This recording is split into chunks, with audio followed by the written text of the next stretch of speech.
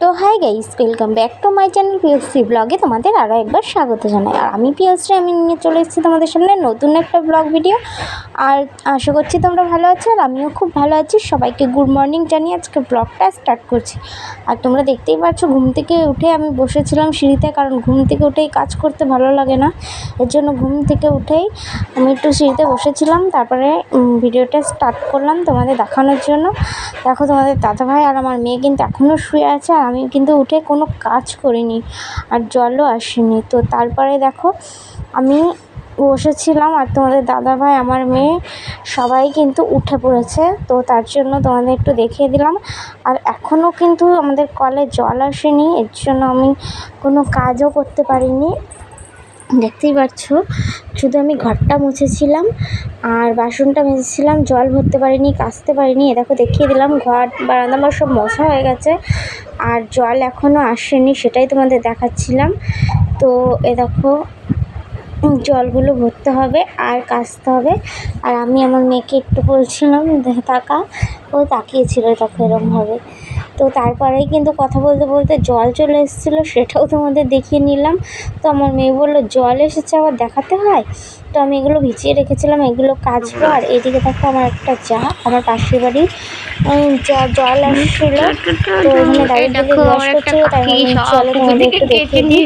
আর এটা একটা পাখি হয়, মানে জল আসতে দেরি হচ্ছিলো, এর জন্য পুকুর থেকেই কেচে নিয়ে চলে এসছে। দেখো বন্ধুরা, আমার কিন্তু স্নান করা হয়ে গেছে, আর এখন সকাল 9টা বেজে গেছে। আমি সব কাজ করে স্নান করে নিয়েছি। আর এইদিকে দেখো, তোমাদের দাদা বিছানাটা গুছিয়ে দিয়েছে, এই যে কেমন করে গুছিয়েছে দেখতেই পাচ্ছ। তো এইগুলো এখন আমি ঠিক করে নেব, এটুকু গুছিয়ে দিয়েছে তাই অনেক। তো এখন আমি বিছানাটা ঠিক করে যাব রান্না করতে। আর রেখে দিই একবার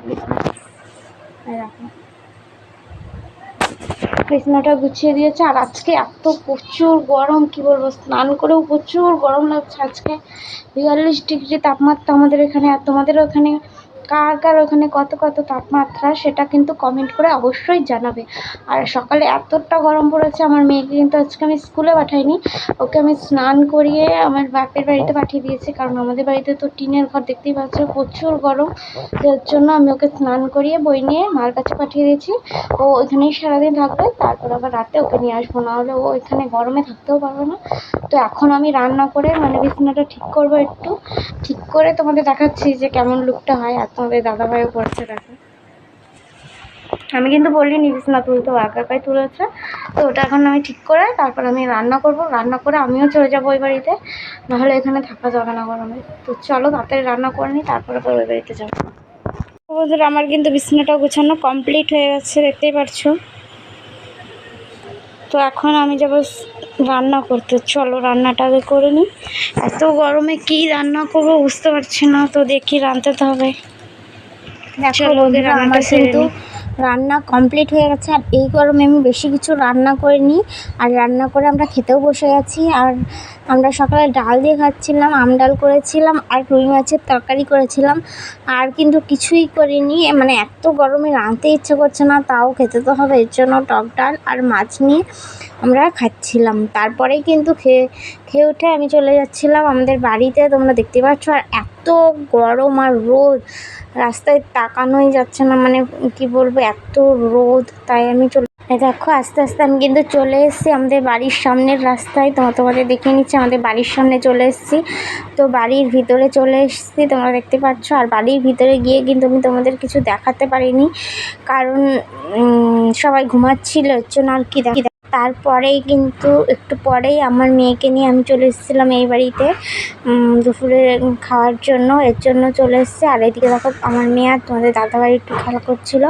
আর দুজনে একসাথে থাকলেই ঝামেলা করবে বাচ্চাদের মতো, মানে কি বলবো।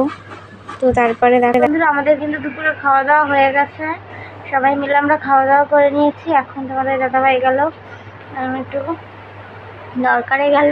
আর এ দেখো, এখানে আমি আর আমার মেয়ে বসে আছি। তো এখন যাবো আবার ওই বাড়িতে, এখানে গরমে থাকাই যাবে না। তো চলো, শাড়ি নিয়ে যাবো, আজকেও ভিডিও করবো, একটু রিলস ভিডিও করবো আমি আর আমার বোন।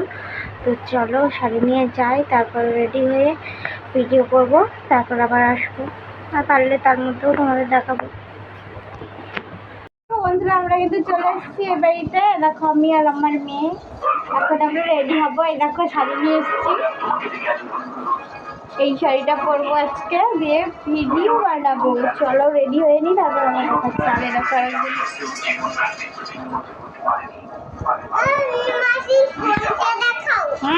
মাসির ফোনটা দেখাও। এই যে আমার বোন দেখো নতুন ফোন কিনেছে, দেখো দেখো আমার মেয়ে চুল কেটেছে। কেমন লাগছে বলো কমেন্ট করে সবাই।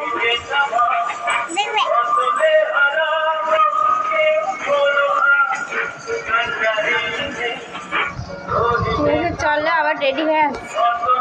দেখো বন্ধুরা আমরা কিন্তু রেডি হয়ে গেছি। এই যে এই শাড়িটা পরে কেমন লাগছে অবশ্যই কমেন্ট করে জানাবে। আর এদিকে দেখো আমার বোনও এই শাড়ি পরেছে, সেম সেম, শুধু কালারটা আলাদা। তো এখন আমরা ভিডিও করব। তো আর আমাদের যদি রিলস ভিডিও দেখতে হয় তো ইনস্টাগ্রামে গিয়ে তোমরা দেখতে পারো। আমার ইনস্টাগ্রামের নাম মন্ডল পিএসটি দেওয়া আছে, আমার আইডির নাম। তো গিয়ে তোমরা দেখে আসতে পারো। যদি ভালো লাগে লাইক কমেন্ট শেয়ার করবে। তো এখন 4:45 বাজে, এখন আমরা ছাদে যাব, তারপরে গিয়ে রিলস করব। বন্ধুরা এখন কিন্তু সন্ধ্যা হয়ে গেছে আর আমি ভিডিও করে নিচে চলে এসেছি। নিচে এসে একটু শুয়ে আছি, প্রচুর গরম ছিল ছাদে এতক্ষণ। আর এখন 6টা বেজে গেছে, তো সন্ধ্যা হয়ে গেছে। আমি নিচে চলে এসেছি, এখন শুয়ে রয়েছি। আর আমার মা আর আমার মেয়ে দোকানে বসে আছে। তো চলো দেখি কি করা যায়। বন্ধুরা এখন কিন্তু রাত 10টা বেজে গেছে আর আমরা অনেকক্ষণ হলো এই বাড়িতে চলে এসেছি। এসে আমাদের খাওয়া দাওয়া হয়ে গেছে কমপ্লিট করা। তারপরে আমি বিছানাটাও করে নিয়েছি। আর এই যে আমার মেয়ে ফোন দেখছে বসে বসে শুয়ে শুয়ে, আর আমি কি দেখছি।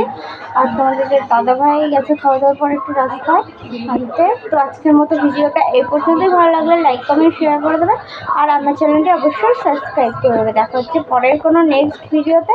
ততক্ষণ সুস্থ থাকো, ভালো থাকো আর আমাদের পাশে থাকো। Tata, good night.